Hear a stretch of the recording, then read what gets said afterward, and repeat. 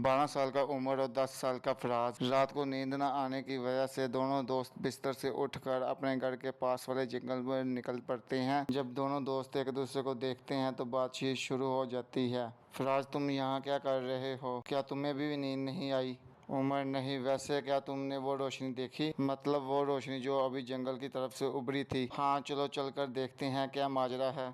ठीक है। दोनों दोस्त जंगल की तरफ बढ़ने लगते हैं। कुछ देर चलने के बाद इन्हें जंगल के बीचों बीच दो लोग दिखाई देते हैं। वो चुपके से झाड़ियों में छुपकर देखते हैं। इनमें से एक शख्स देखने में कोई आमल बाबा लगता था और दूसरा शायद कोई जादूगर था। दोनों की आवाज़ गूंज रही होती है, जैसे कोई मुकाबला चल रहा हो। जादूगर के हाथ में एक छड़ी और बाबा जी के हाथ में एक अंगूठी होती है। वो दोनों आपस में तेज़ आवाज़ से झगड़ रहे होते हैं। जादूगर, जो चाहो कर लो, मगर मेरी इस जादुई आंख वाली छड़ी का मुकाबला नहीं कर पाओगे। बाबा, आखिर तुम्हारा मसला क्या है? मैं तो बस अपनी इबादत और रियाजत करने यहाँ आता हूँ, ना कि तुमसे मुकाबला करने, और वैसे भी तुम्हारा जादूगर रूहानियत से कोई मुकाबला ही नहीं। जादूगर, मेरा मसला तुम हो। तुम्हारी रियाजत की वजह से मेरा जादू कमज़ोर पड़ा, मगर अब मैं तुम्हें नहीं छोड़ूंगा। इतना कहकर वो अपनी छड़ी लहराता है और इसमें से एक लाल रंग की रोशनी बाबा जी की तरफ बढ़ने लगती है।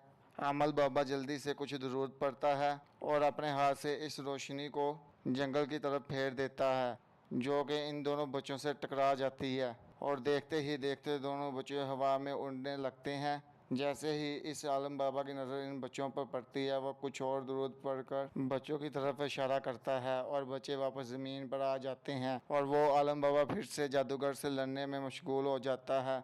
आखिर ये सब क्या हो रहा है? एक मज़ेदार लड़ाई चल रही है और क्या। चुप करो, हमें इस बाबा की मदद करनी चाहिए। हाँ, मैं भी इन्हीं की तरफ हूँ। उमर, लगता है जादूगर की सारी ताकत इस छड़ी में है। इस छड़ी को इससे लेना पड़ेगा। इतने में जादूगर एक नया मंत्र पढ़ने लगता है, मगर बच्चे इसका मंत्र शुरू होते ही झाड़ियों से बाहर आकर इस पर पत्थर फेंकना शुरू कर देते हैं। जादूगर मंत्र बोलकर गल पट देता है और एक अपने ही जादू से एक बिल्ली में तब्दील हो जाता है। आलम बाबा बच्चों की तरफ मुतवज्जा होता है और इनका शुक्रिया अदा करता है। वाह बच्चों, तुमने तो कमाल कर दिया। क्या मैं तुम्हारे लिए कुछ कर सकता हूँ? फराज बिल्ली को उठा लेता है और कहता है, मुझे तो हमेशा से एक बिल्ली चाहिए थी। उमर बाबा जी से मुखातब होकर, हमें बताएं ये सब क्या था?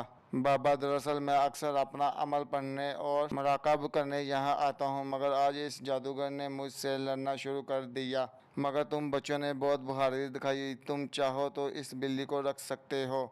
इसके बाद आलम बाबा आगे बढ़कर जादूगर की वो सरी ज़मीन से टकरा कर तोड़ देता है और इन्हें आइंदा रात को इस तरह अकेले बाहर निकलने से मना करता है और बच्चों को इनकी हिफाजत के लिए कुछ अमल तमील कर देता है। आखिर में आलम बाबा उमर को अपनी अंगूठी तोहफे के तौर पर देता है और फराज को बिल्ली को अपने पास ही रख लेता है और फिर दोनों अब वापस घर जाने लगे और फराज बिल्ली अपने पास ही रख लेता है और फिर दोनों वापस अपने घर जाने पर राज़ी हो जाते हैं।